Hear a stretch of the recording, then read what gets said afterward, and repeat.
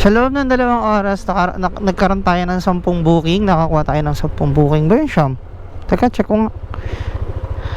Lang, 1, 2, 3, 4, 5, 6, 7, 8, 9. 9 rides na sa loob ng 2 hours. And kumita tayo ng 601 pesos. Ayan yung total, 601. Diba? So 2 hours pa lang yan. Try natin maghapit ng konti lang, hindi naman tayo sasagad kasi medyo masakit yung likod ko. Hindi ko alam kung ano nangyari. Paano ba lumabas dito sa lugar na to? Hindi ko alam kung paano lumabas dito.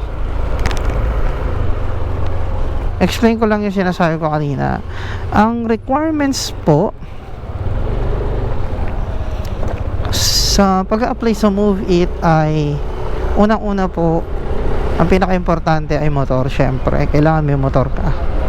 Kailangan may magagamit kang motor. Ang alam ko po ay 125cc and up. Hindi po nila tinatanggap yung mga 110 like sporty or may ano ba yun, mga 125 below, hindi po nila tinatanggap. So ang tinatanggap lang po nila is 125cc and up or and above. And pangalawang requirements na kailangan mo kapag mag-a-apply ka kay Move It, kailangan po ay professional driver license. Kumbaga professional driver license holder ka. Hindi po papayagan ang mga non-pro. Okay? So kung meron ka ng lahat ng requirements pero non-pro po ang inyong lisensya, hindi po kayo makakapag-apply. Papauwiin lang din po kayo ni Move It. Wala pong pasensyahan doon. Wala pong pakiusapan. Hindi po talaga nila tinatanggap ang non-pro na lisensya. And then sunod po, ORCR ng motor. Ngayon po, kapag hindi po sa inyo nakapangalan yung motor nyo, kailangan nyo pong humingi or kumuha or magdala ng authorization letter galing po dun sa owner ng motor. Or kung hindi pa po sa inyo nakapangalan ang motor, kunyari po nabili nyo po ng second hand and hindi pa po nyo change ownership, kailangan nyo pong dalhin yung deed of sale. Okay po. So lahat naman po na requirements ay photocopy lang po ang kailangan. Sunod po, magdala po tayo ng latest NBI clearance. Ayan po. Ngayon po, pagdating nyo po dun sa hub, sa Marikina hub, pag nag-apply na po kayo, make sure po na ang motor nyo po ay all stock. Okay? Hindi ko po alam, hindi naman po nila check yung mga panggilid, yung makina, yung siguro depende sa tunog. 'Di ba? Pero kapag hindi po stock ang meron nga po akong ang gamit ko po kasi is NMAX version 2. Ngayon, meron po siyang sa tambucho niya po, kung makikita niyo, hindi ko alam kung makikita niyo. Sa tambucho po ng NMAX version 2, meron po siyang heat guard. Meron po ako doon nakasabay nung nag-apply po ako. NMAX version 2 din yung motor niya. Pero hindi siya pumasa, kumbaga pinapabalik siya. Kailangan daw po kasing ikabit niya yung heat guard ng motor. So ang sabi po sa amin doon, kailangan po ay stock, all stock. Ibalik lahat sa stock yung motor. Well, hindi naman po nila check yung yung panggilid. So yun, yung mga visible na part ng motor. Okay po.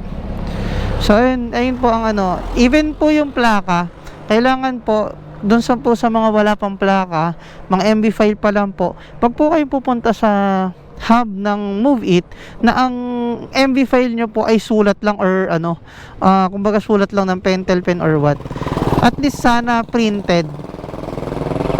Ganon po siya. Hindi po tinatanggap kapag mga sulat kamay. Okay po. So, kahit MB file lang, pwede naman po, pero kailangan printed po. So, yun lang yung mga requirements ng pag-a-apply sa Move It. And then, syempre, may mga procedure doon. Una, i-verify lahat ng requirements mo. Yun yung first step. And then second step, pagka na-verify na lahat ng requirements mo, kapag okay ka na, proceed ka na sa second step, which is yung driving skills. Doon po yung makikita nyo na may mga obstacles, yung may mga parang tawag doon, cone. Doon po yung ginagawa. So kailangan nyo po maipasa yun. Hindi po pwedeng umapak ang paa nyo, hindi nyo po pwedeng tamaan yung mga cone. So yun po yung rules doon. Once na naapakan, naibaba mo yung paa mo, at once na tinamaan mo yung cone, uulit po kayo. May mga iba po na pinapabalik. Ito na yung pang 10 nating booking. So i-explain ko pa rin sa inyo kahit ano. Nagda-drive tayo. So punta doon. Mall of Asia. Wow, binato tayo sa Pasay. Okay. So ang third step po ay ayun na yung yung activation. I-activate na po yung account nyo kapag napasan nyo po yung driving skill. Okay po. And then after po nun, pagka na-activate na po kayo, sa akin po kasi nung nag-apply ako, upon activation, binigyan po kami ng helmet. Dapat po 2 helmet yon, 2 helmet ng Move It. Kaso last batch po kasi ako nung araw na yon nag-apply. So bale, pumunta po ako dun sa hub ng alas 10 ng gabi. Hindi po laging merong tawag dito, applyan ng alas 10 ng gabi. Hindi po lagi. May mga times lang po talaga na pinapaabot nila ng alas 12 hanggang alas 12 yung registration or yung activation. May mga moment lang na ganun. And nung time na yon, hanggang alas 12 ang activation nila or pag-apply sa kanila, at the same time dalawa yung helmet na ibibigay sa inyo. And jersey, yung long sleeve, yung long sleeve na jersey, tsaka yung etong vest.